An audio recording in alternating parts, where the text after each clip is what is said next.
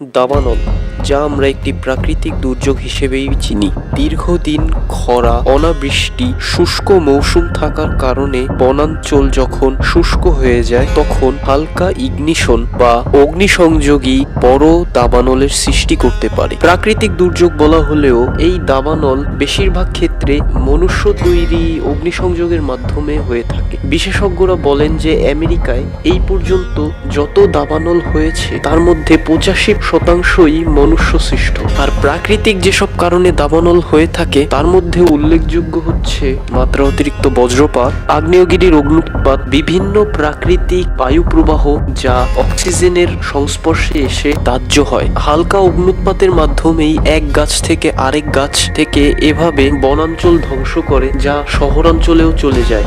বিভিন্ন মৌসুমী উষ্ণ বায়ু আছে যেগুলা এই দাবানলকে 20 কিলোমিটার প্রতি ঘন্টা বেগে ছড়াতে সাহায্য করে, যা পরবর্তীতে অগ্নিঝড় বা ফায়ার টর্নেডো সৃষ্টি করে। আর মনুষ্য সৃষ্ট কারণ হচ্ছে বিভিন্ন ইগনিশন, শুষ্ক পরিবেশে যখন অগ্নুৎপাত করানো হয় বিভিন্ন প্রয়োজনে বা দুর্ঘটনা বশত, বা অনেকে আবার স্বার্থ হাসিল করার জন্যেও মৌসুম ভেদে অগ্নিসংযোগ চালিয়ে থাকে, যা পরবর্তীতে বড় দাবানলের সৃষ্টি করে। সব দুর্যোগেরই পূর্বাভাস থাকলেও এই দাবানলের কিন্তু কোনো পূর্বাভাস পাওয়া যায় না।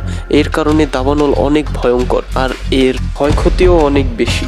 এই দাবানলের আগুন যা একটি প্রাকৃতিক ফুয়েল তৈরি করতে থাকে, যার মাধ্যমে দাবানলটি বাড়তেই থাকে এমনভাবে বাড়তে থাকে যা থামানো যায় না। এই দাবানলকে থামানো অনেক কঠিন হয়ে যায়, কারণ পরিবেশের আর্দ্রতা কম থাকলে, শুষ্ক পরিবেশ বজায় থাকলে আর তাপমাত্রা বেশি থাকলে, অক্সিজেনের উপস্থিতি বেশি থাকলে বিভিন্ন রাসায়নিক দাহ্য পদার্থের সংস্পর্শে এসে দাবানলের পরিমাণ আরো বৃদ্ধি পায়। এর কারণে দাবানলকে থামানো অনেক কঠিন হয়ে যায়।